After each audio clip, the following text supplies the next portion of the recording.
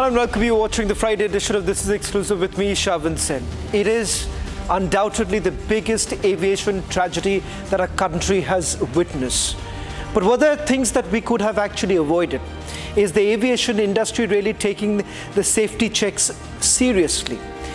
And as far as Air India is concerned, over the last several months put together, Republic Media Network has put out various lapses on the part of the airline, some that we have always questioned. But as a response, very little has come in from the airline as well as the DGCA. Tonight on This Is Exclusive, we put the spotlight on two big aspects. What led to the crash in Ahmedabad? And secondly, is Air India to be blamed? All this and much more on this edition of This Is Exclusive. But first, let me take you through the headlines we're tracking at this hour. DGCA in the preliminary investigation has ruled out any bird hit or flight overloading. We get you the exclusive news break in a short while from now.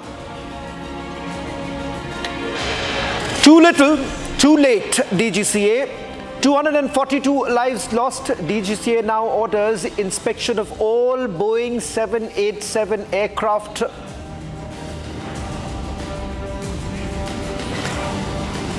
Republic investigation reveals that there was minimum 70 ton of fuel in the Air India aircraft that crashed. We tell you why this is important. As Air India 171 took off, none of them knowing it would be their final journey, we get you the story of the 20-year-old air hostess who lost her life in the ill-fated flight.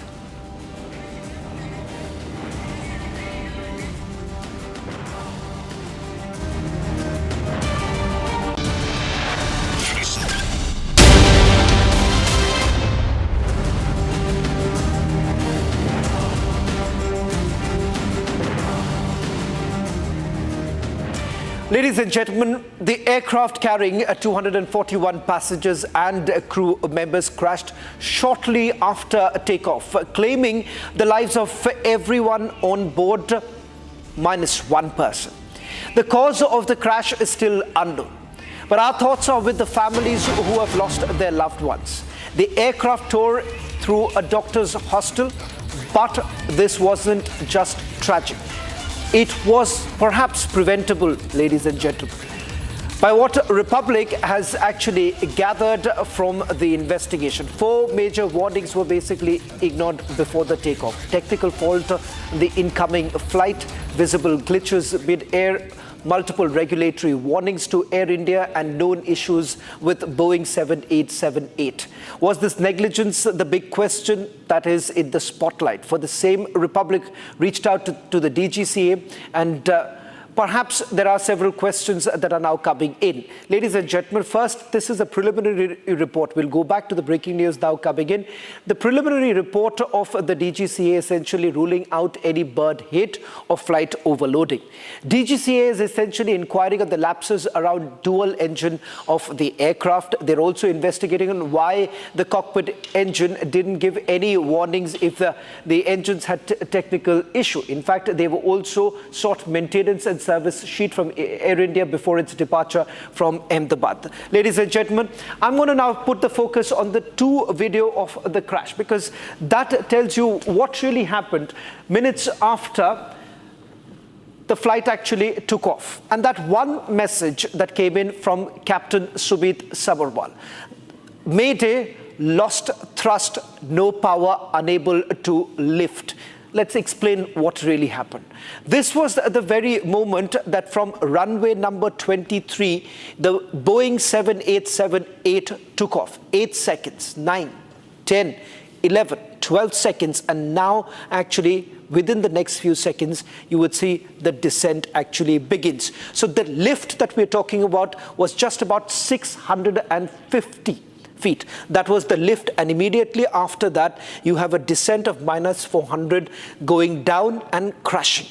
From this particular image, speaking to multiple aviation experts, one thing becomes very clear, that it lands on the tail and then you have this smoke ball coming in from that very area. A similar sort of incident actually also took place in the United States of America, but the difference was that you had that landing in Hudson Bay, and that is the reason why lives were saved. In this, remember, there was very little chance that the pilot and the first officer had as far as maneuvering, because this goes right straight into a residential area. So within that few seconds of the lift, you have the entire aircraft crashing down. And chances of survival became absolutely perhaps negligible, given the fact that you had about 70 tons of aviation fuel loaded, and that is the reason why, remember, and with the existing heat in Ahmedabad, it was extremely difficult, and that is the reason why this entire operation of identifying the bodies is also now becoming extremely difficult. That's video 1. Let's move to the video 2, because that's again an angle that's a different angle altogether. There you see it, there as it goes down, there is still an attempt that has been made by the pilot to keep the nose of the aircraft above, which essentially means that's the last attempt that the pilot is actually making to ensure that the aircraft gets the lift, gets the push to basically maneuver forward. But it seems that they were losing the control completely at this point in time. What is it that the DGCA is essentially indicating? Let's go back to the breaking news now coming in. The breaking news, ladies and gentlemen, coming in is with regards to the number of show cause notices that have already been issued, and the fact that the latest being from the preliminary report that has been carried out, investigation that has been carried out, which they're basically focusing right now on the engine lapses or the engine malfunction, if we can just make that change right now, the technical glitches that they are basically focusing on, because they are saying there is no bird hit or there's no overload. In fact, there are seats that were basically vacant, and remember, one of the provisions that the pilots essentially have, if at all there is overloading, they can offload roughly about a little over 10 kilogram also. But here the DGCA indicating that there is no bird hit because there's no carcass of any bird that has been found. At least that's the preliminary investigation. Let me go across to my colleague Harsha, who's joining us from outside the DGCA office, getting us the latest details. So Harsha, the focus right now on one aspect, that is whether at all there was an engine failure or not. This is a GE engine that was being used by Boeing.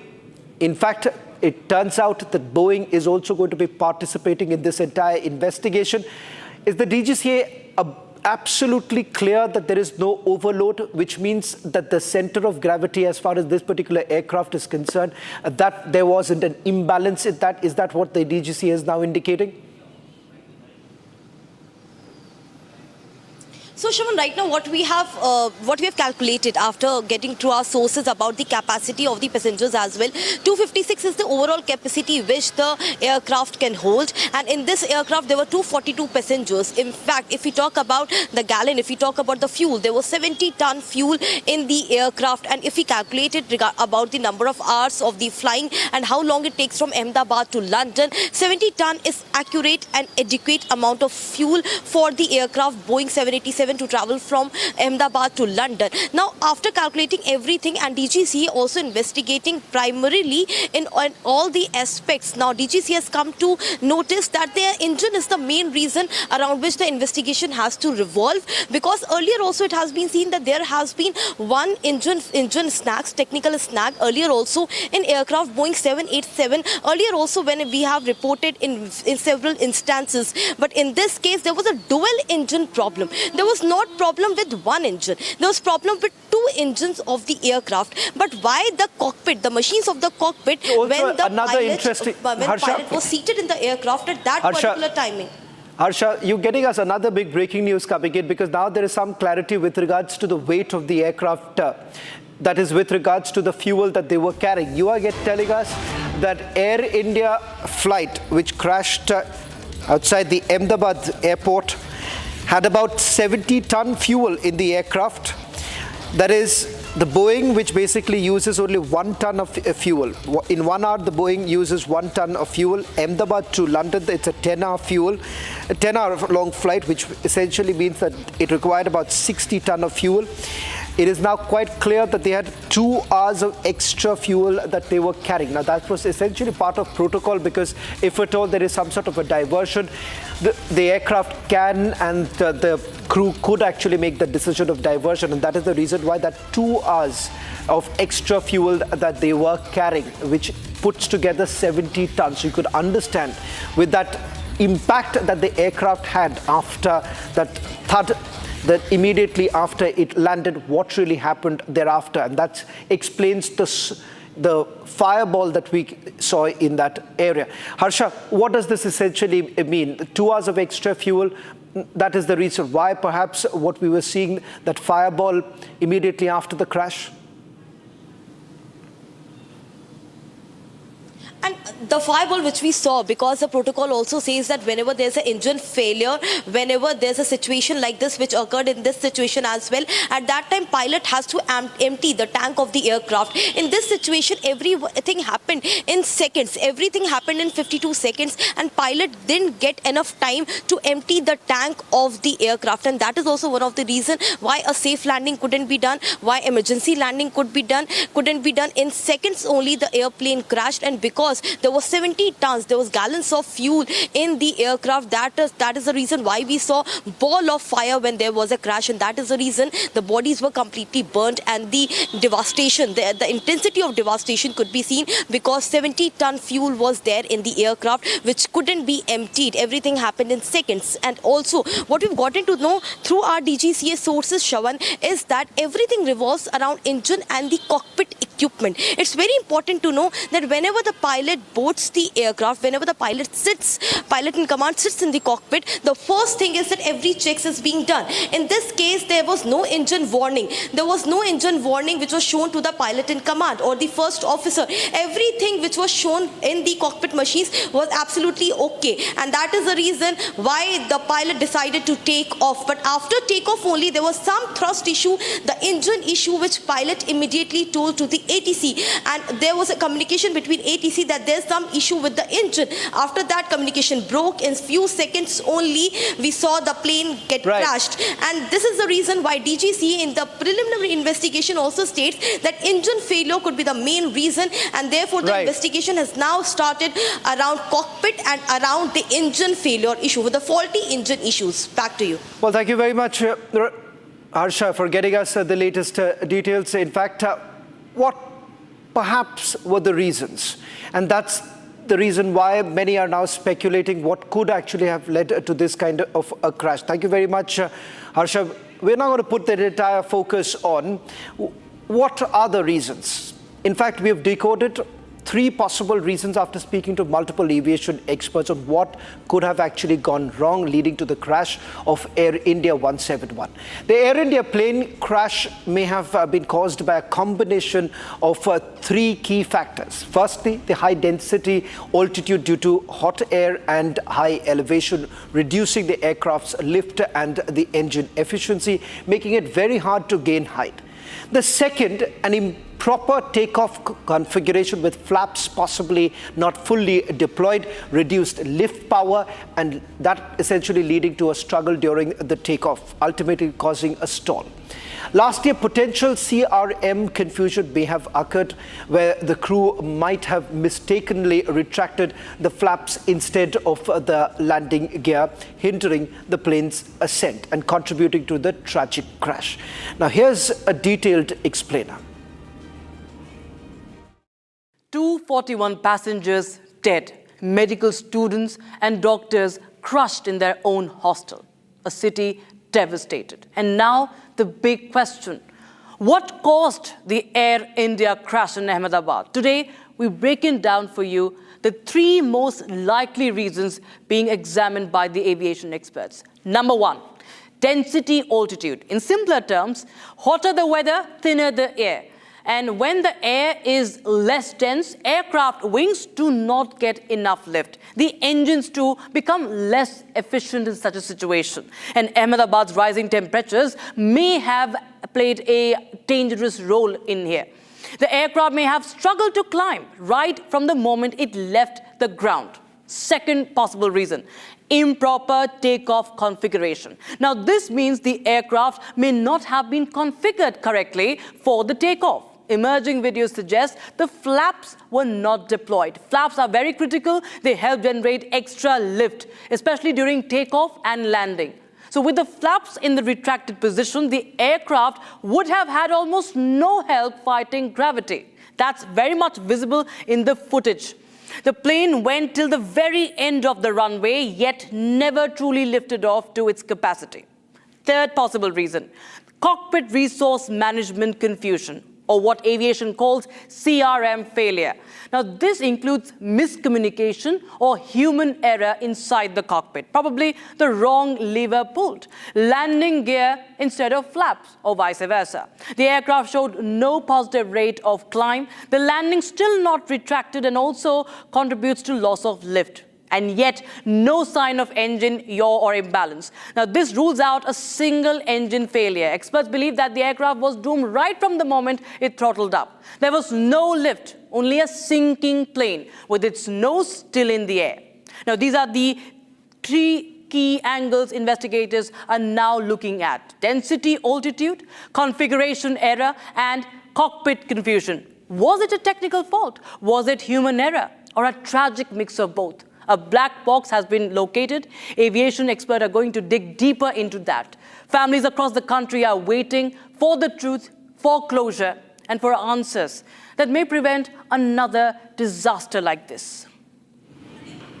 Well, in fact, this afternoon, I also got in touch with a serving airline pilot to basically understand what could be the reasons. There are only two videos, ladies and gentlemen, of the crash. By the look of each of it, and also the data that is available from public domain, one can only make a certain assessment of what could have really gone wrong. While there is a lot of speculation and perhaps one easy way out that many are basically resorting to, that is blame the pilot, we decided that we'll reach out to a serving airline pilot to understand what are the possible reasons and how exactly will a pilot really respond if at all he comes to know that the engines are not really working, which happens to be the rarest of rare case. Now, Captain Subit has actually put together this entire thing as to what are the possible reasons and why the pilot shouldn't really be blamed. Tonight on This Is Exclusive, we have a serving airline pilot, Captain Samrat Kaushal, who's joining us on this broadcast. Captain Kaushal, thank you very much for speaking to Republic TV. A lot of speculations are doing the rounds. And the objective to get you on This Is Exclusive is to get some clarity. There are two videos as far as the crash is concerned. I want your understanding of it. What perhaps could have gone wrong? See, all eyes are on the black box right now, as rightly spoken again and again. Now, the black box is mostly composed of the cockpit voice recorder, which will give you recordings of basically the last 2 hours of conversation which took place and to the last second before the crash happened.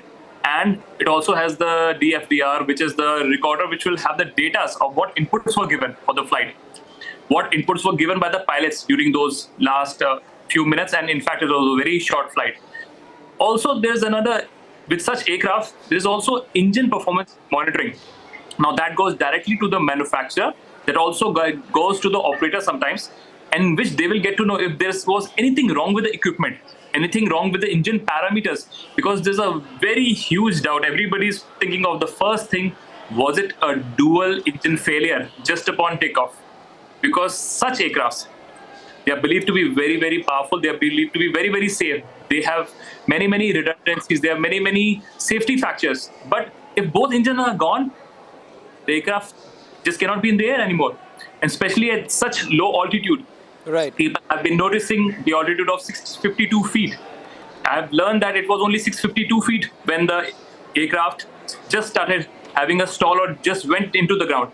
What we are not understanding is the altitude of Ahmedabad itself is 174 feet. Now, if you subtract 652 from 174, the aircraft only went some 450 feet in the air. And that is why it immediately went down into the buildings which were in the periphery of the airport. But the point is this, that mostly this happens, and it has happened in the past. It could be a flock of birds in the vicinity. We have had a... I want to emphasize a little bit, Captain Kaushal, I want to emphasize in the fact that dual engine failure, rarest of rare cases, what many aviation experts are arguing. You may have also flown a similar aircraft. I want to understand this, that can that be a huge possibility right now? Because the way you have the aircraft descending, it can only mean that something drastically went wrong. Would it be the loss of power because there was no thrust that the engine was getting? So is there a high probability?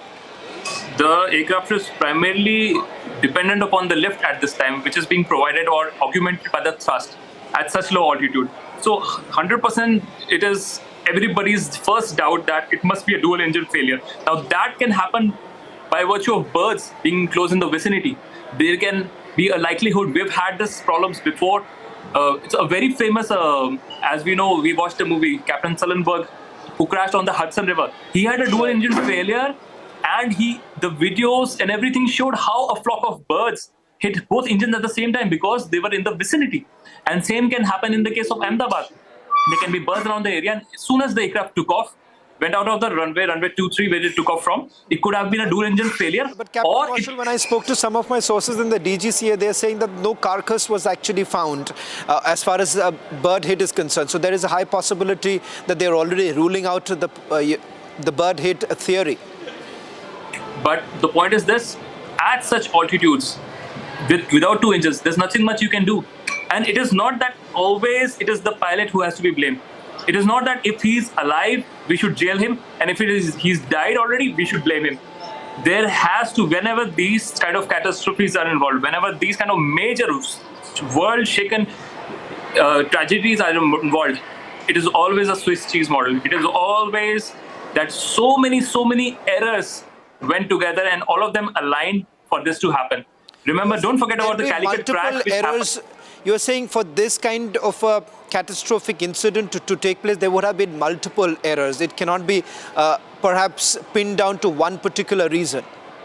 Exactly, because now that the investigation report is out and we have had years and years of investigation on all these crashes, we have seen and we have observed that so many errors went on that day, and all of them combined was the result of such a huge fatality. That is what we came out with the Air India crash which had happened in Calicut. 43 errors were made from the ground staff, from the engineers, from the ATC, from all the departments combining to a crash. So it's not always the pilot involved. And we should, as human beings, remember, what are yes, the areas, the pilots are Captain? responsible, but he's the first person sitting in the front. If anything will go wrong with him first. Captain, when you're basically looking at a situation like this, what are the possible areas of investigation right now? You are saying there would be multiple departments. Can you help us understand when you say multiple department, what does it really mean? See, when a flight takes off, there is always a lot of resources, a lot of people working under it, a lot of external and internal agencies. There is a huge ground staff which will give you the weight and the loading of the fuel. There are ATC which will give you the takeoff based upon the weather they receive. There are a lot of clearances involved. A lot of structures are involved. There is man, material, machinery. So all of them combined are responsible for the safe flight to operate. Right. And when things go wrong, the whole structure changes. There is also another argument that has been made by a few, that is about the load sheet of the aircraft. Some also arguing that the center of gravity of the aircraft would have been affected if the load was perhaps not within the permissible limit. By the images that you have seen, can there be any assumption or can there be any understanding of the load that the aircraft was actually taking, and could that be one of the reasons? At this point, it is very early to comprehend something like that. But like I said, when such things go wrong, there is a multiple failure and a lot of factors which coincide together for such a big error. And yes, the first thing everybody's thinking of is dual engine failure, because at such low altitude, you have nothing much to do.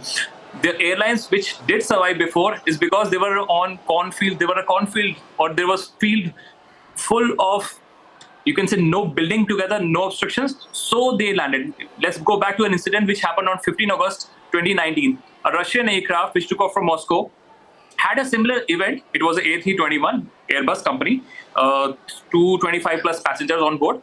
They took off, had dual engine failure, but they were lucky that there was cornfield. So they landed on the cornfield, and thankfully there were not much fatalities and passengers survived. Yes, there were injuries, but unlike Ahmedabad, there were not so many buildings there. But here, it crash landed in the saddest place, where it was a hostel there. So a lot of factors. We should ultimately, the investigation will answer all, but yes, there are so many things which will go wrong. It's not just one person to blame. I believe that. Well, thank you very much, Captain Kaushal, for joining us and helping us piece together what perhaps could be the reason, or as you're pointing out, multiple reasons behind the air crash. Thank you. Thank you. Ladies and gentlemen, I now bring to you the story of a 20-year-old air hostess who was on board the ill-fated flight. Our hearts go out to the family of Nangthoy Sharma, the young air hostess from Manipur who was on board the ill-fated Air India flight. Just 20 years old with her whole life ahead of her. It's unimaginable for her family to be waiting anxiously for news, hoping against hope that she might still be alive. The fact that her phone is still switched on, receiving signals, must be both a glimmer of hope and a cruel reminder of the uncertainty. Though the wait must be agonizing, the family just finds it difficult to believe that their daughter is no more. This is her story. I am going to London. In a few minutes, we'll take off. We may not be able to call for a while. But the call never came. Her phone rang, but no one answered. These words, once filled with hope, now echo with grief in the Sharma household in Thobal district of Manipur. When the news of the crash broke, her family tried calling her repeatedly. Her phone kept ringing, and the internet was still on. This is what her cousin Khenjeta recalled. Nangthoy had joined Air India in 2022 through recruitment in Imphal. Based in Mumbai, she had recently begun flying on international routes, a dream come true for the young woman who was also pursuing her undergraduate degree. As the middle child of 3 sisters, Nangthoy was the pride of the family. The tragic news brought heartbreak in Manipur. In the state that was once divided by communities have come together in shared mourning. This was the last video that was shot by Air India air hostess Nangthoy, who lost her life in the crash.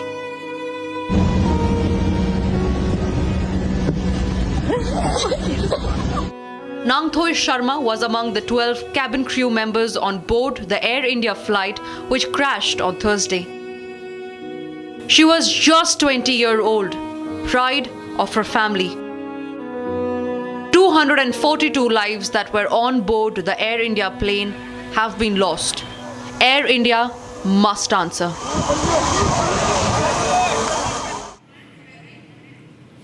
In fact, joining us from Imphal is Mr. Nandesh Kumar. He's the father of the 20-year-old air hostess. सबसे पहले आपसे शुरुआत करना चाहूँगा. आपके लिए और आपके परिवार के लिए बहुत ही कठिन वक्त है और इस वक्त आपके साथ पूरा देश खड़ा है. मैं आपसे पहले जानना चाहूँगा कि आपकी बेटी 20 साल की और इस पूरे I'm not too sure if the frame. Yeah. We'll try and just reconnect with him. Nandesh Kumar ji, यहाँ पे साउंड तो मेरी आवाज आ रही है आपको? हम तो ठीक से नहीं सुन रहे. मेरी आवाज आपको आ रही है? नंदेश कुमार जी, क्या मेरी आवाज आ रही है आपको?